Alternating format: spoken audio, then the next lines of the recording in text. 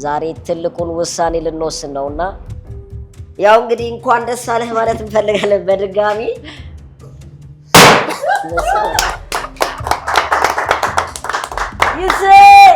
በጣም ነው ልናመሰግን የምንወደው።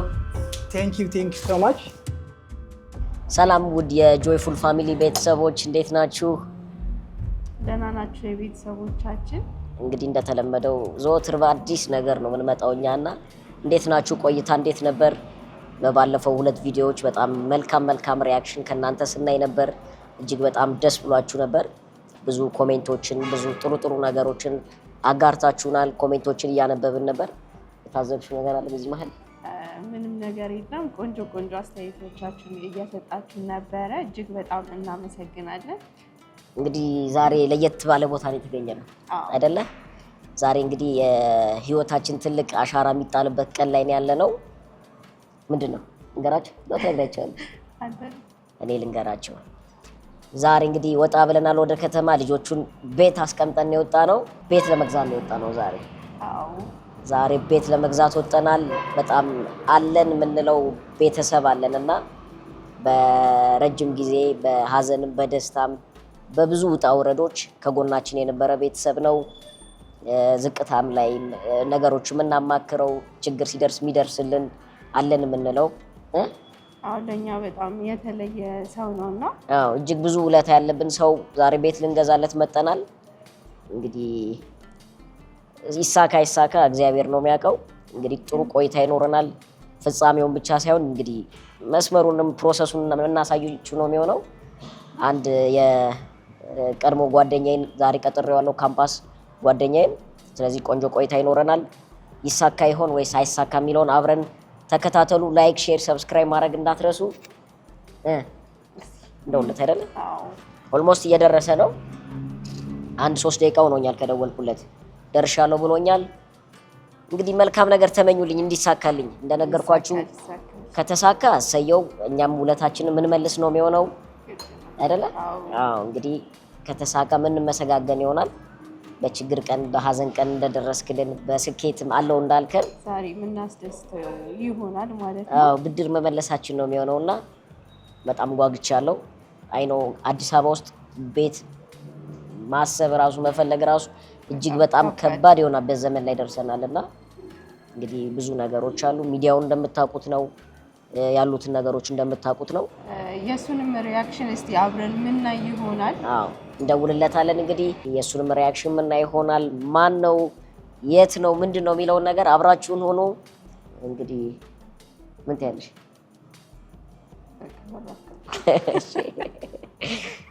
እሺ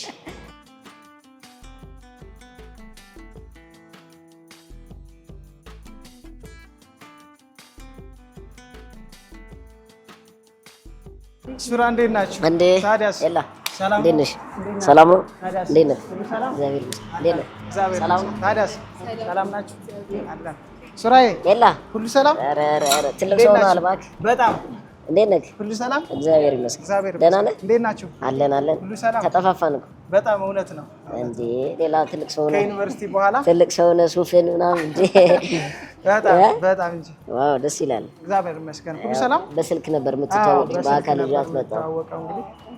ሁሉ ሰላም? ሰላም ነው? ሁሉ ሰላም። ስራ አሪፍ ነው? ስራ እግዚአብሔር ይመስገን። ሁሉ ነገር ቆንጆ። ያው እናንተም እኮ እንግዲህ በስልክ እናንተ ባለቤቱ ናችኋል። የኛ ያው እንግዲህ ገበናችን የተደበቀ አይደለም። እውነት ነው በጣም። እንዴት ነህ? ሁሉ ሰላም እግዚአብሔር ይመስገን። አለን። እንዴት ናችሁ እናንተ? እግዚአብሔር ይመስገን አለን። ዛሬ አንተና ምን መተናል? እሺ እንግዲህ በስልክ ነግሬህ ነበር ጫፍጫፉ። እንትን ነበር አንድ አለን የምንለው ቤተሰባችን አለ። እሺ በጣም ቅርበታችን ኦልሞስት እንደ እህት እንደ ወንድም ቢሆን ነው። ተግባባን። እኔ ነበረን ቅርበት ምናምን ዲቴል ነግሬሃለሁና ዛሬ እንግዲህ ከባድ ነው። አንተ ሞከርኩ፣ ብዙ ቦታ ሞከርኩ። ቤት የሚባል ነገር በጣም ከባድ ነው መወሰኑ። እውነት ነው። ሰባ ላይ በጣም ይከብዳል። ለዛ ነው እንግዲህ ልጆቹን ትተን ስንት ነገር ትተን ዛሬ አንተን ማግኘት አለብን ብለን ነው። ረጅም ጊዜ ሆኖናል ከነገረን። አጣድፋችሁ ስትጠሩኝ እኮ ምን አዲስ ነገር ይኖራል ብዬ በቃ ሰፍ ብዬ ነው በጣም የመጣሁትና እና ለዛ ነው እንግዲህ ያው እሷን መኖር አለባት። ያው ውሳኔያችን በጋራ ነው መሆን ያለበትና በጣም ዛሬ ማምነው ልጅ አለ ብያት ነው ስላለው ነገር ምናምን ችግር የለውም። ያለውን ነገር በደንብ ቢሮአችንም ሂደን ሳይቶቻችንም ያሉትን ነገሮች በደንብ ሂደን በአካልም ያለውን ነገር አሳያቸዋለሁ። ስለዚህ የሚያስመሰግን ነገር ነው እንጂ የሚያስወቅስ ነገር እርግጠኛ ነኝ 100% ትወዱታላችሁ ብዬ አስባለሁ። እሺ እሺ፣ አሪፍ ነው። ስለዚህ ወደዛው እንሂድ። እንሂድና ያለውን ነገር ዲቴል መረጃዎችን እሰጣችኋለሁ። እሺ እሺ። ላይ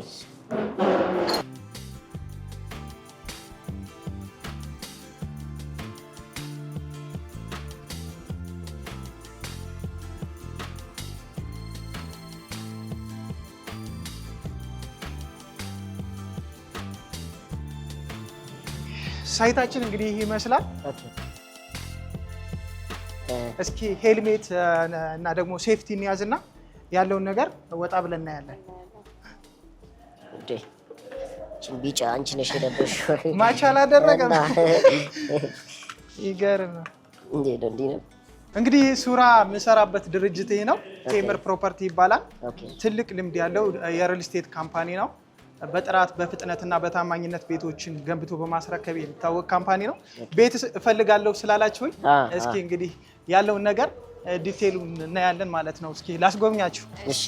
ከ6 ወር ነው እንግዲህ ይሄንን ፕሮግረስ የምታዩን ፕሮግረስ አይደለ? በዚህ ደረጃ ያደረስ ነው። የሚገርም አፈጻጸም ነው። እንግዲህ ቴምር ሪል ስቴት በጣም በፍጥነት ነው ቤቶቹን ገንብቶ ለደንበኞቹ በማስረከብ የሚታወቀውና የቴምርን አፈጻጸም እንድታዩት ብዬ ነው ወደዚህ ይዣችሁ የመጣው። እንዴት አያችሁት እናንተ? አሪፍ ነው። እንዳልከኝ አብዛኛዎች ድርጅቶች ብዙ ነገርን ቃል ይገባሉ እና አፈጻጸም ላይ ትንሽ ችግር ይመጣል። እነሱ ያሉት ቃለ መሐላና ወደ መሬት ሲወርድ ክፍተት ይፈጠራል ብዙ ጊዜ። ትክክል ነህ። ለመናገር ይሄን በአመት ተኩል ነው የተሰራው ይባል ማንንም ያያረው። ይሄንን እንግዲህ በዚህ ደረጃ ጨርሰናል። እዚያው ባለ ስንት ይገኛል አሁን? እዚህ ጋር ባለ 3 መኝታና ባለ 2 መኝታ አማራጮች ነው ያሉ። ግን ምንም አይነት ሽያጭ የለም፣ ተሽጠው አልቀዋል። ሙሉ በሙሉ ሱቅ ላይ የለም፣ ምንም ሽያጭ የለም። እዚህ ጋር ተሽጧል። ቴምር እኮ ገና ቁፋሮ ላይ እያለ ነው ተሽጦ የሚያልቀው። ኦኬ ተወዳጅ ማለት ተፈላጊ ገና ቁፋሮ ላይ እያለ ሽያጮቹ በ2 ሳምንትና በ3 ሳምንት ተሽጠው ነው የሚያልቁት። ቴምር ላይ እንግዲህ አብዛኛው እንደዚህ ቶሎ እንዲሸጡ የሚያደርጉት ምክንያቶች ምንድነው? ምንም አይነት የዋጋ ጭማሪ አያደርግም። ፕላስ ደግሞ ቶሎ ገንብቶ ነው የሚያስረከብ። እንዲሁም ደግሞ ቴምር የተመረጡ ቦታዎችና በጣም ቆንጆ የሚባሉ ቦታዎች ላይ ነው ቤቶች የሚገነባው። አሁን ያለንበት ሳይት እንግዲህ ሳር ቤት ቫቲካን ኤምባሲ አጠገብ ነው ያለው። መንገድ ዳር ያሉ ቤቶች እንደምታያቸው እንግዲህ ኳስ ሜዳ አለ፣ የልጆች መጫወቻ፣ ሁሉንም ፋሲሊቲዎች ማሟላት የሚችልና በአቅራቢያው ደግሞ የኤምባሲዎች አሉ፣ ትልልቅ የሞሎች አሉ። ለምሳሌ ላፍቶ ሞል፣ አዶት ሲኒማ እና አይን የሆኑ ከተማችን ላይ ያሉ ቦታዎች ላይ ነው ቴምር የሚገነባው ማለት ነው። እንግዲህ ያለውንን ሳይቱን ጎብኝታችኋል። ያለውንን ሙሉ መረጃ ደግሞ ወደ ቢሮአችን ሄደን እስኪ ሙሉ መረጃዎችንና ያሉን አማራጮችን እናያቸዋለን።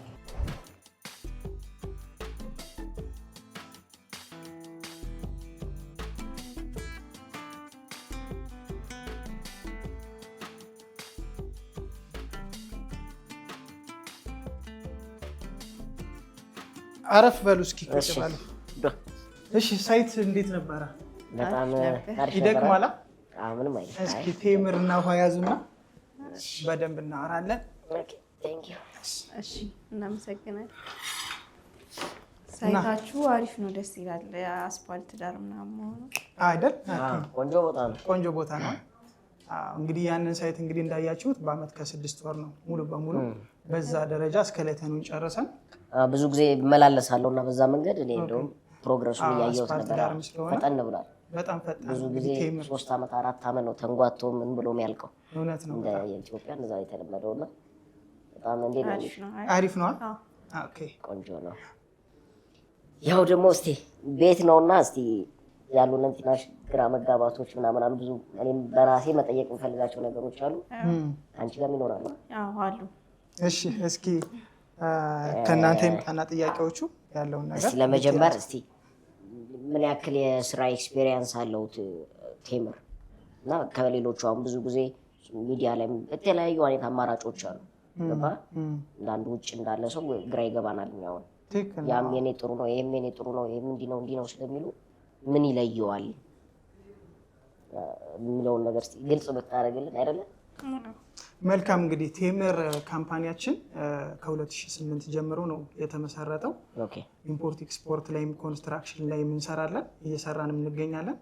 ከ2008 ጀምሮ ግን ቤቶችን በጥራት በፍጥነትና በታማኝነት እየገነባ ለደንበኞቹ የሚያስረክብ ካምፓኒ ነው። ስለዚህ እንግዲህ መሀል ሳር ቤት ላይ G+21 የሆነ ፍሎር ከላይ ደግሞ ቴራስ አለው። 3 ፍሎሮቹ ለፓርኪንግ አገልግሎት የሚውሉ እንዲሁም ደግሞ 3 አሳንሰሮች ወይም ደግሞ ሊፍቶችን አካቶ የያዘ ጀነሬተሮችን 81 ካሬ እስከ 110 ካሬ ባለ 2 መኝታ አማራጮች አሉ። ከ139 እስከ 153 ካሬ አማራጭ ደግሞ ባለ 3 መኝታ አማራጮችን ነው እንግዲህ ሳር ቤት ላይ ያያችሁት ቦታ ላይ እየተሸጠ የሚገኘው ማለት ነው። በጣም ርካሽ ነው አይደል? ቆንጆ ነው። አዲስ አበባ ማለት በዚህ ዋጋ አይታመንም። 5.7 ማለት እንግዲህ ያው ኮንዶሚኒየም በዚህ ዋጋ ራሱ የማይገኝበት አካባቢ ነው ሳር ቤት ማለት። እንግዲህ ሳር ቤት እንደሚታወቀው ዲፕሎማቶች፣ የኤምባሲ ሰራተኞች፣ ትልልቅ ባለሀብቶችም የሚኖሩበት አካባቢ ስለሆነ ከሴኩሪቲም አንጻር ሪሴል ቫሊዩም ልሽጠው ብትሉ ያንን ቤት ለአከራዩም ብትሉ በዶላር መከራየት የሚችል አካባቢም ስለሆነ በጣም ቆንጆ የሆነ ፕራይስ ከቆንጆ ሎኬሽን ጋር ነው ይዘን የመጣ ነው። እና የት ቦታ ላይ ያላችሁ ሳይቱ? ከአሁን በፊት እንግዲህ ብዙ ሳይቶችን አስረክበናል። ከ7 በላይ ፕሮጀክቶችን አስረክበናል። ለቡጋ፣ ላፍቶ፣ ለቡጋ 2 ፕሮጀክቶችን፣ አያት አካባቢ 2 ፕሮጀክት አስረክበናል። 4 ኪሎ እንዲሁም ደግሞ አጠና ተራ። እነዚህ ሙሉ በሙሉ የተረከቡ ደንበኞቻችን እየኖሩበት የሚገኙ ሳይቶቻችን ናቸው። ሌሎቹ ደግሞ አሁን ሽያጭ ላይ የሚገኙት አዋሬ፣ ፒያሳ፣ ወደ ሀያት አካባቢ ደግሞ ሳይቶች አሉ። ሽያጭ ላይ ያሉ ግንባታቸውም እስከ 90% የደረሱ ሳይቶች አሉ። እንግዲህ ከዛ ጋር ተያይዞ ምን አይነት አሁን የካሬ አማራጮች አሉ? ፍሎሮቹ ምን አይነት ዲስካውንቶች ይኖራሉ? አሁን መልካም እንግዲህ እየያዛችሁ አይደለም ግን ቴምር እየበላችሁ የሆነ ትወዳለች ስራ ያዝ። መልካም እንግዲህ የካሬ አማራጮቹ ቅድም እንደነገርኳችሁ ከ5.7 ሚሊዮን ጠቅላላ ክፍያ ጀምሮ ያልኳቸው 81 ካሬ ነው ዝቅተኛው። ባለ አንድ ነው ባለ ሁለት መኝታ 81 ካሬ፣ 106 ካሬ እና 110 ካሬ አማራጮች አሉ። ባለ 3 መኝታ ደግሞ ለሚፈልጉ ከ139 ካሬ ጀምሮ እስከ 153 ካሬዎች አማራጮች አሉ ማለት ነው። አሪፍ አይደል? የመረከቢያ ጊዜው ምን ያክል ጊዜ ነው ማለት? አሁን ዛሬ የሆነ ሰው እንትን ቢል ክፍያ ቢፈጽም በስንት ጊዜ መድረስ ይችላል? ቆንጆ ጥያቄ ነው። እና አሁን ቴምር ከአሁን በፊት ባለን ኤክስፔሪየንስ ኦን ታይም ነው ዴሊቨር የምናደርገው። እንደነገርኳቸው ከ7 በላይ ፕሮጀክቶችን በተባለው ጊዜ ያለምንም ዲሌይ ወይም ደግሞ ያለምንም መጓተት በተባለው ሰዓት ነው ያስረከብነው። እንደነገርኳቸው የሀያት አካባቢ ሳይታችን 90% የደረሰው በዚህ ዓመት መጨረሻ የሚረከብ ሳይት ነው። እንዲሁም አያት ፈረስ ቤት ያለው በካሬ 61 ሺህ ብር የሚሸጠው ሳይታችን እሱ በ2 ዓመት ጊዜ የሚረከብ ሳይት ነው። አዋሬ ያለው ሳይታችን እስከ 2 ዓመት ተኩል የሚረከብ ነው። ሳር ቤት ያለው ደግሞ በ2 ዓመት ተኩል የምናስረክበው ፕሮጀክቶቻችን ናቸው ማለት ነው፣ ያለምንም መጓተት።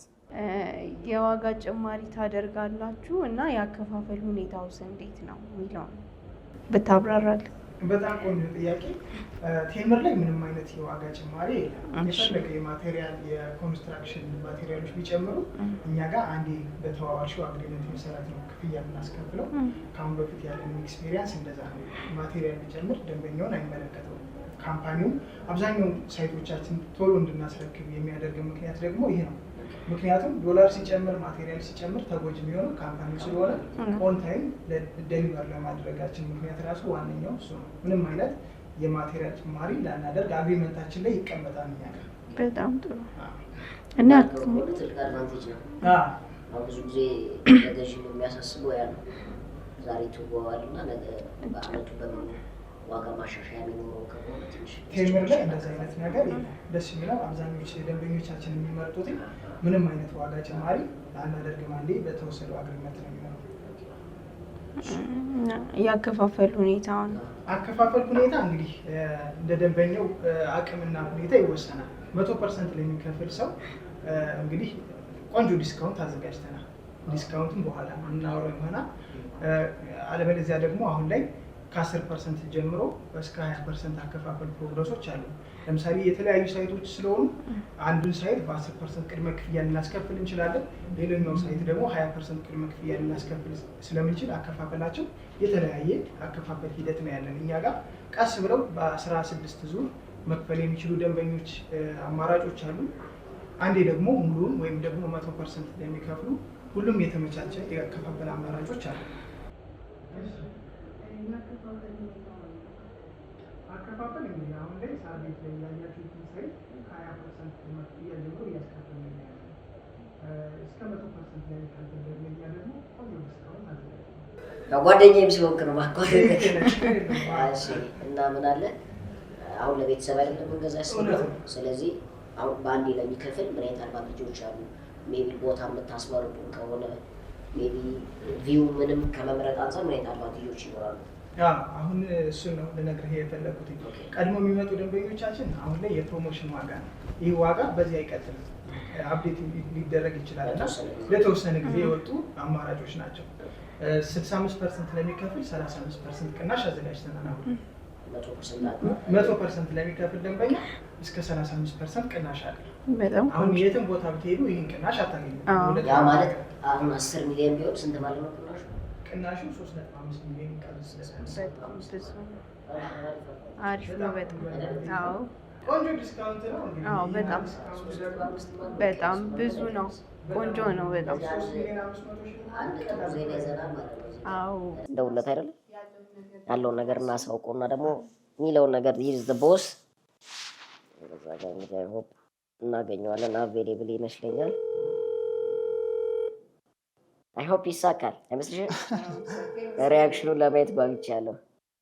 አብሳሪ ነው የሚባለው ዛሬ ምስራች አብሳሪ ነኝ።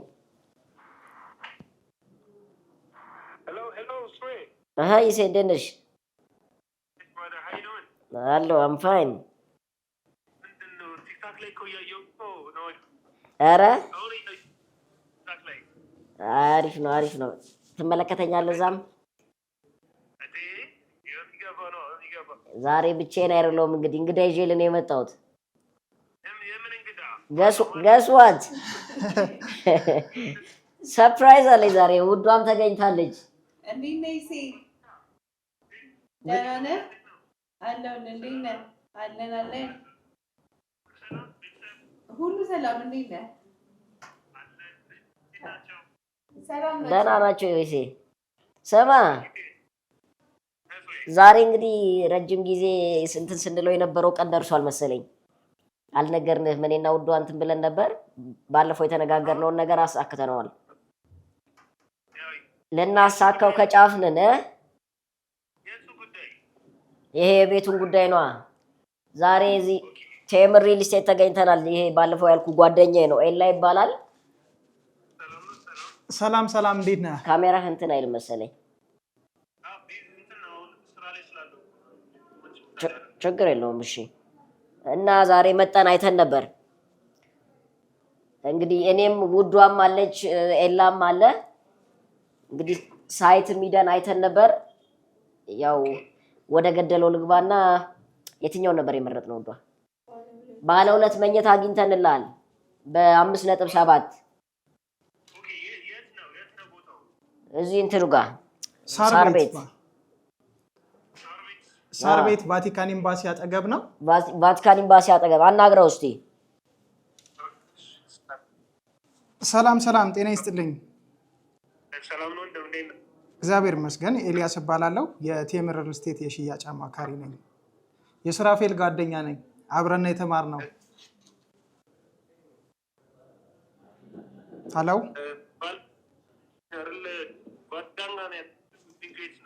ቫቲካን ኤምባሲ አጠገብ ሳር ቤት።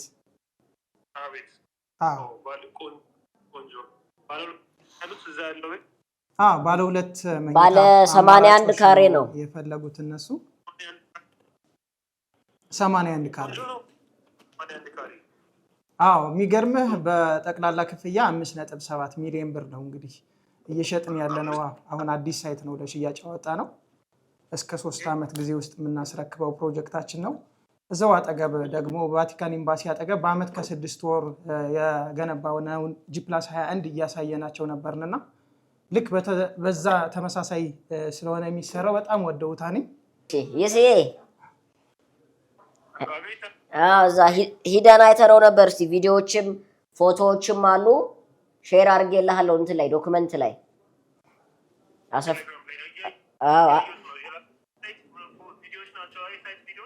አሰሳይት አለ እና ይሄ በአመት ከ6 ወር ነው አይደለ? በአመት ከ6 ወር ነው እንግዲህ እንደዚህ G+21 ምናምን አቺቭ ያደረጉት።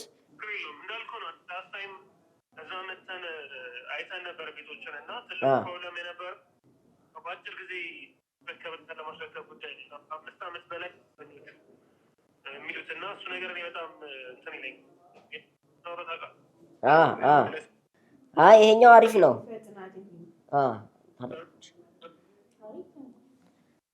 አሪፍ ነው ይሄኛው ይሴ ኦልሞስት 2 አመት ተኩል ነው። ከ2 አመት ተኩል እስከ 3 አመት ከ2 አመት ተኩል እስከ 3 አመት ድረስ ያልቃል።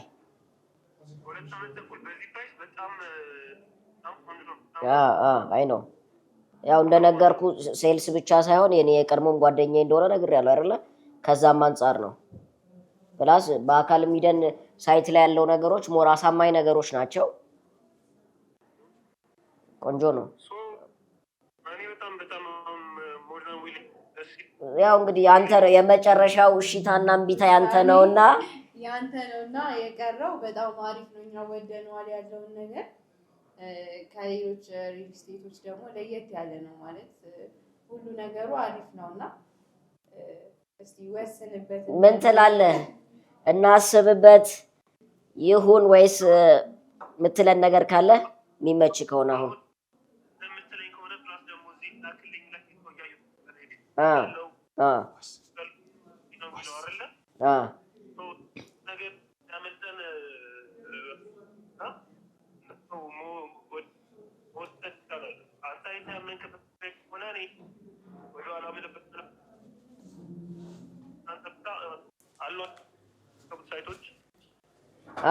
ያው እንትንም ወጥቷልና ሴልሱም ኤላ ያንተን እሺታ እንስማ ብለን ነው ውሉን ምናምን ከማየታችን በፊት ለኔ ብላችሁ ደክማችሁ እንደዚህ አይነት ነገር አግኝታችሁ ነው ባላበለበት። አረ ችግር የለውም ተው እንጂ አንተ ካረክልን አንፃር ምንም አይደለም። ምከፍለው ሁለተኛ አረ ተው ይሴተው እዚህ ላይ ወደ ኋላ ይኖርብን አይመስለኝም። ኢግኖፈር መጠቀም አለብን። እኔም ለትንሽ ጊዜ ነው ለአጭር ጊዜ ነው ብሎኛል። ያው ድርጅቱ በቃ ስኪል ድረስ ነውና አይ ሆፕ መጠቀም ያለብን ይመስለኛል እንደኔ። ስለዚህ ሙሉ ኃላፊነት ለአንተ የሰጠው የውክልና መሆን ይችላል። እሱን ነገር በቃ እሺ። ያው እንግዲህ እንኳን ደስ አለህ ማለት እንፈልጋለን በድጋሚ። ስለዚህ ውሉን እንመለከቷለን። ውሉን ከተመለከትነው በኋላ እንትን የሚል ነገር እስከሌለ ድረስ በቃ ያንተ እሺታ ከሆነ እንትን እናደርጋለን። ችግር የለም እንዋዋላለን። ውክልና በአንተ በኩል በኋላ እናወራለን። አሁን ወደ ስራ መመለስ አለብኝ። ሶሪ በቃ እናወራለን። ፋሲካን ሰላም በልልኝ። ቻው ፋሲካዬ። እሺ ግን አንዴ ስንፈራረም ምናምን ብታይ ደስ ይለናል። ኦኬ እሺ ግን እንዳልኩ ነው ቶሎ ልገባ ስለሆነ በቃ ችግር የለውም። ቪዲዮን ልክልሃለን ቀርጸን። በቃ እንደዛ ካልሆነ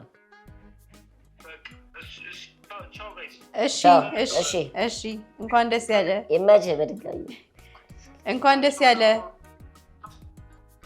ቻው።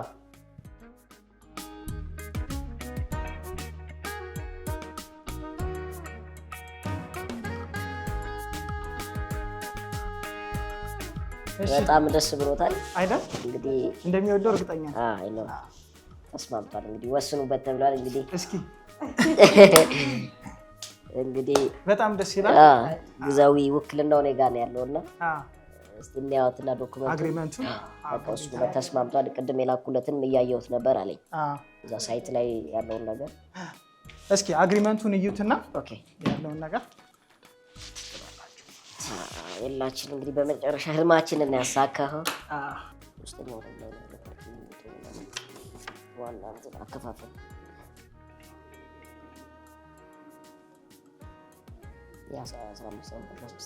ይቺ ነገር ትልቅ ማስታወሻ ነች ለኔ። በጣም ቀርጬ ልክለታለሁ። ቀረጸኝና ሬዲ እንግዲህ እግዚአብሔር ይመስገን በጣም ደስ ይላል። አሳክተነዋል። ይሴ እንኳን ደስ አለ። ሌላስ እዚህ ጋር ሁሉም